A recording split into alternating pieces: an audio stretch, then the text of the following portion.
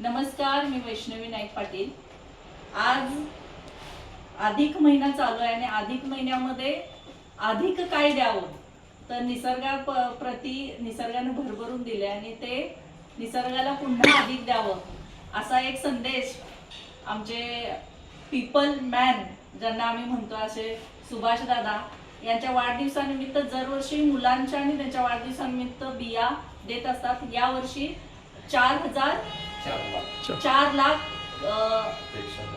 त्यापेक्षाही जास्त बिया इथं आले, म्हणजे असंख्य म्हणेन मी, कारण पिंपळपासून ते मोजता येणाऱ्या असंख्य अशा करोडोहून अधिक बिया आज बीज बँकेत जमा झाल्यात।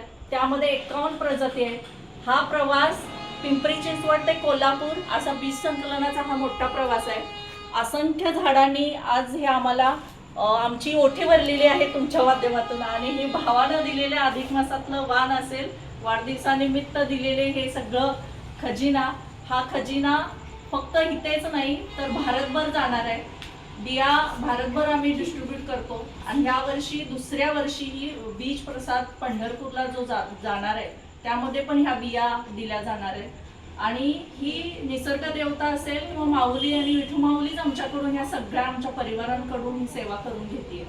आणि सुभाष दादा मी आज तर खूप थक्क झाले, माझ्याकडे शब्द अपुरे आहेत की मला शहारे आले की हे सगळं पाहून की 1-2 व्यक्ती एवढे सगळेच करतायत, मात्र सुभाष दादांनी जो काय ह्या वर्षीचा जो खजिना दिलाय त्याला शब्द अपुरे आहेत। आणि यामागचं कष्ट आणि मेहनत मी जाणते, कारण मी स्वतः करतेय, त्यामुळं त्यामागे किती मेहनत आहे। म्हणजे भोकराच्या बिया सुद्धा त्या काढून हाताने ते वरचं साल काढून कोरड्या करून स्वच्छ सगळ्या बिया आलेले आणि खूप दुर्मिळातल्या दुर्मिळ आणि स्वतः झाडावर चढून असे बलाढ्य झाड आहेत मोठे मोठे उंच।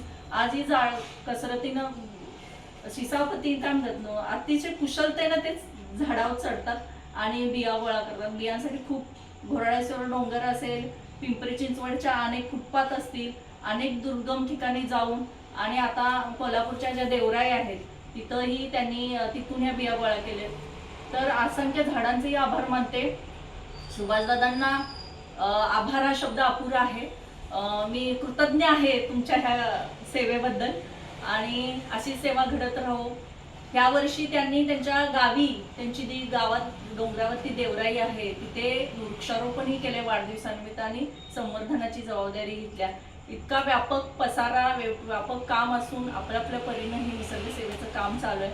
सुभाष दादा तुम्हाला मनापासून धन्यवाद। आणि आरंभ फाउंडेशनचं तुम्ही सदस्य आहात, पण दरवर्षी तुमचा हा सगळ्यांचा खजिना असाच उतराई होऊ दे आणि निसर्गाप्रती समर्पित होऊन अशी सेवा चालू राहू दे ही सदिच्छा व्यक्त करते। तुम्हाला खूप आयुष्य लाभो हीच माऊलींच्या सदिच्छा।